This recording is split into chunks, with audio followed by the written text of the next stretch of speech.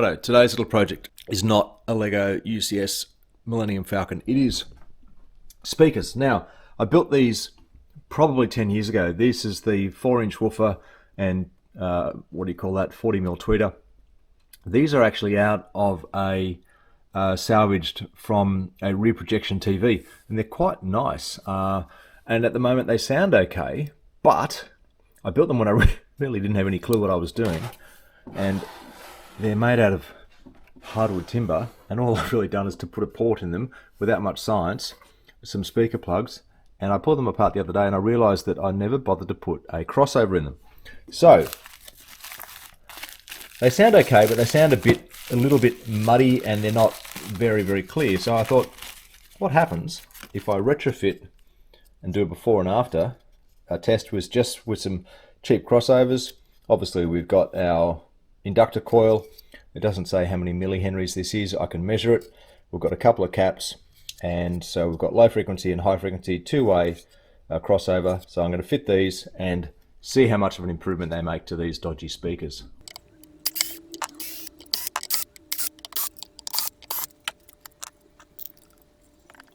Oh gosh, that is so dodgy of me. So all I've done is to connect these both together, which is appalling. So I'm going to fix that. I'm going to wire this crossover in, turn on my soldering iron, and let's get cracking. So while I'm here, let's have a look at these drivers. They're actually quite good. They'd be magnetically, well, would they be magnetically shielded if they're in a rear projection TV? I'm not sure. They're 8 ohm, 20 watt, made in Malaysia, M9472, and then there's a code up there. So I might Google these. They're reasonable throw. They weigh quite a bit. They're probably a kilo each. I could weigh them. There we go. 1,031 grams, so just over a kilo. Now, if you bought one of these bad boys, this is a WEAH D234 two-way, claimed 80 watt, and you're wondering what the connections are because there is nothing on the internet. Then you've got your plus and your minus, that's your incoming, and on your outputs there, you've got tweeter, negative and positive, and you've got woofer, negative and positive, and that is because the inductor is always going to be on the positive side of the woofer. Hope that helps. Okay, they're the main speakers, the main signals coming in. Now we've got our, make these the same length. Now I've just pulled this tweeter out. It's rated, got a code number there, E9476. It's rated at 20 watts, and I just wanted to make sure. Now it does have a cap on this, so I can desolder this capacitor. So I probably put this in thinking I don't need to worry about high and low filtering because it's already got a cap on it. So obviously this will be non-polarized. So what I'm going to do is I'll just bypass that or take that cap off, and I just wanted to check to make sure that the negative was connected to negative, was connected to black, and positive was connected to the white, which it is. So you can see that what I've done is I'm bypassing, so that's the actual speaker connection there, and I'm bypassing the capacitor and I'm going straight into the speaker voice coil winding.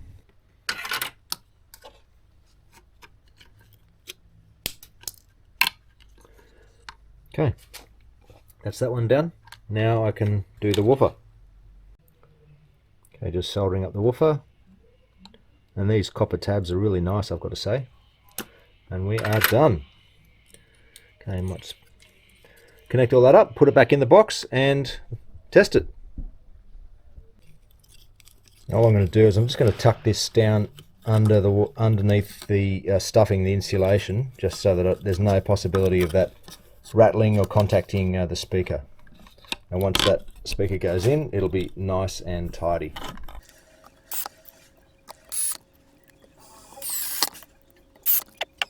Now the speaker on the right has got the crossover in it, and the speaker on the left has just that hokey little filter capacitor on the tweeter, which is basically how they came out of the rear projection TV that I literally found on the side of the road and pulled apart probably 10 years ago. So let's hit this up.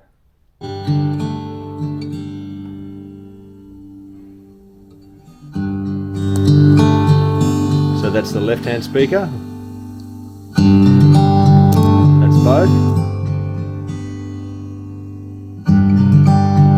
It's the right-hand speaker.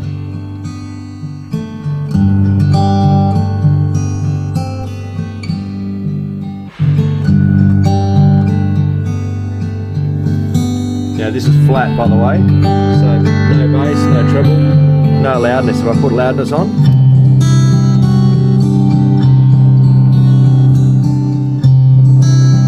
it's the right speaker with the crossover. That's the left speaker. I'm going to put something else on and I'll give you some comments.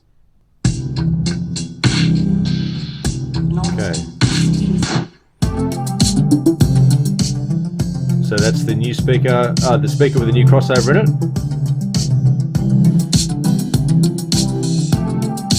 And that's the original speaker, just with a filter cap on the tweeter.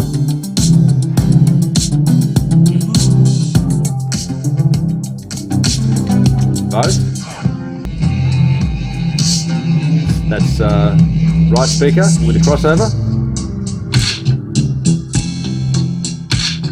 Left speaker. Alright, if I'm honest, there's not a whole lot in it. I think there's probably slightly better clarity and separation from the right hand speaker with the new crossover in it, but really there's almost no discernible difference, which is really interesting. I've always thought these speakers sound a little bit woolly, a little bit muddy. They're made of hardwood and they're very heavy, and they're not scientifically designed at all. They're just simply speakers in a box with a tiny port at the back, like so, and basically made to look pretty. They were made to fit inside a particular dimension at the time, but it really is interesting that the crossovers haven't made as much of a difference as I thought they would. Okay, I'm going to do a frequency sweep now, turn the volume up. So I've got my little frequency generator here, nothing scientific. And what I'm really interested to see is if there's any frequency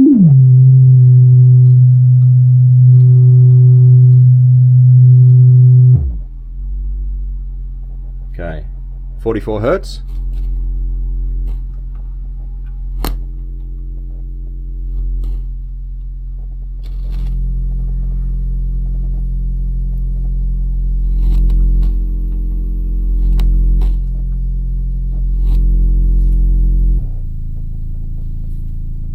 $27.5 hertz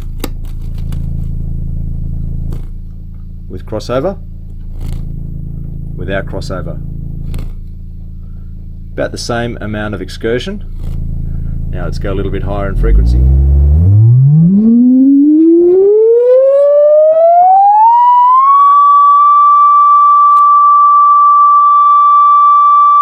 That's to the right, to the left.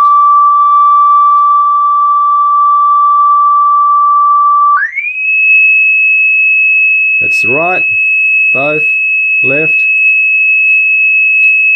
no difference. Right, left, both, no difference. 10, right, left, both, no difference. Interestingly enough, I can hear the left one at 9.1 kilohertz, but I can't hear the right one.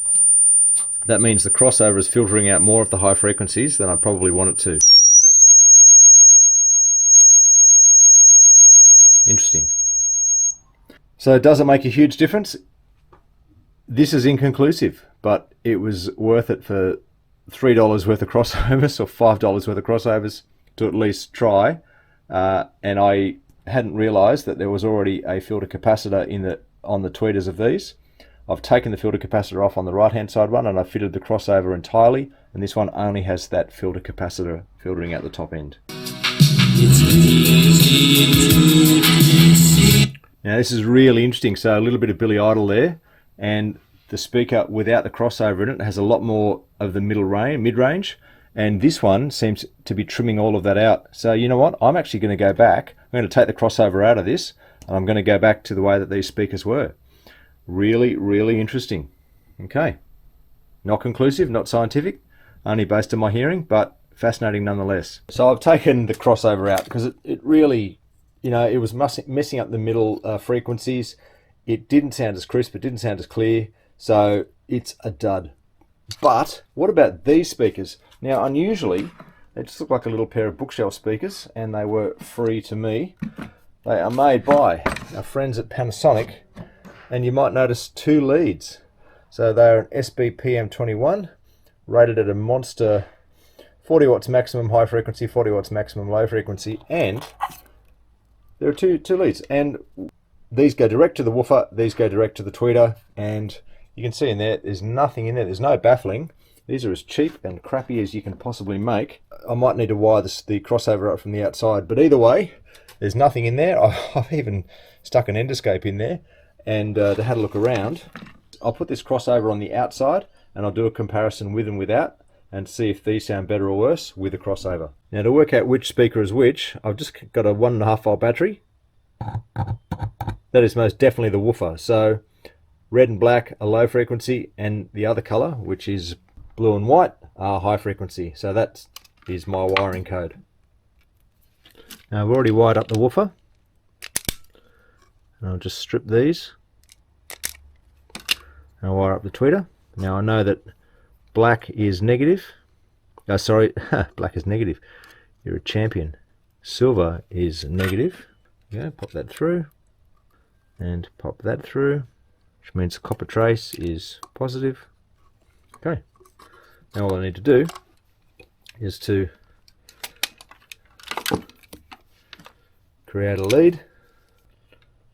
Now we know that silver is negative, so I'll just pop that on.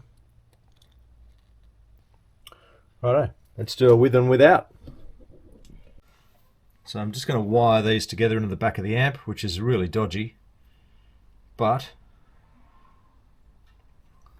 there's no crossover at all, which just means I won't put too much power through this. Low frequencies into a tweeter will destroy them. Beautiful. Got a woofer thump. The right speaker has a crossover at the back, the left speaker has nothing. That's with a crossover, and that's with no crossover.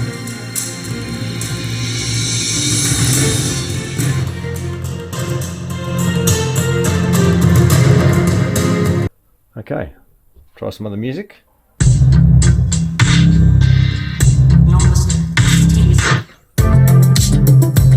So quite a bit of current extension there, that's with the crossover.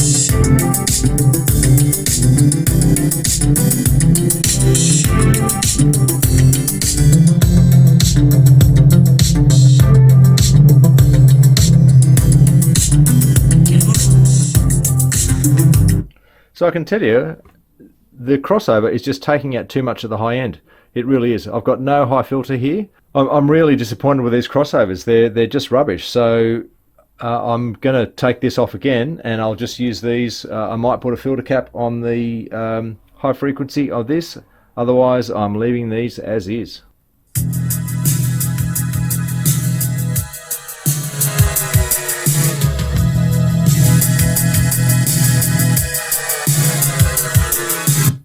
Yep, even Billy Idol agrees with me that the crossover is actually making the music sound worse than without. That's with, that's without. With the crossover, it just sounds muddier, there's no mid-frequency, and the sound quality is appalling. So, really disappointing. Luckily, they only cost me a few dollars. They are only cheap, but really, they should be doing the job. I'm going to do a frequency trace now. Right, with crossover. Left, no crossover.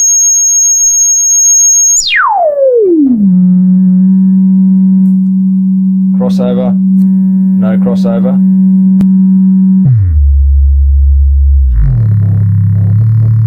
.37 hertz. That's right with crossover, and left without crossover. Now if I crank the bass up,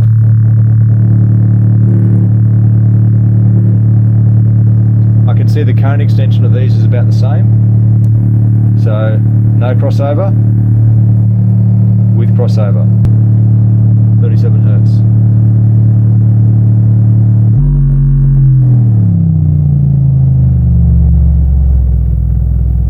Okay, 20 hertz. I don't want to cook these because remember on the left all of those 20 hertz frequencies are going through the tweeter as well. So at a guess there's probably around about 10 millimeters of cone excursion there. That's with crossover, that's without. Yeah, I think the right is probably cleaner frequency, but that could also be differences of speaker manufacturer as well.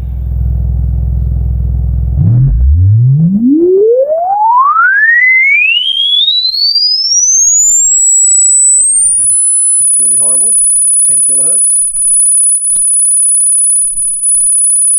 And again, I can just hear that on the left. I can't hear it on the right. Okay, that's a wrap. These crossovers are crap. Righto, so I had a bit of a blindsiding thought in the middle of the night, and I thought, what happens, just out of curiosity, if you wire one of these things backwards, which means high frequencies going to the woofer and low frequencies going to the tweeter.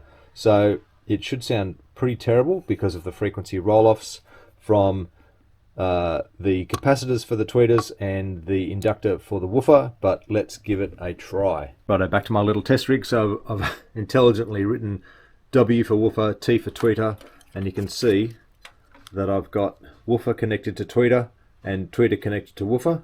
So I'll plug this in and see what it sounds like. Righto, so this is the left speaker, which has both speakers bi-wired together and no crossover. And let's go over to the... Oh yeah, so that's working. So there's basically nothing coming out. All the high frequencies are going to the woofer and all the low frequencies are going to the tweeter. So the crossovers do work. Alright, prove it a point. That was worth doing.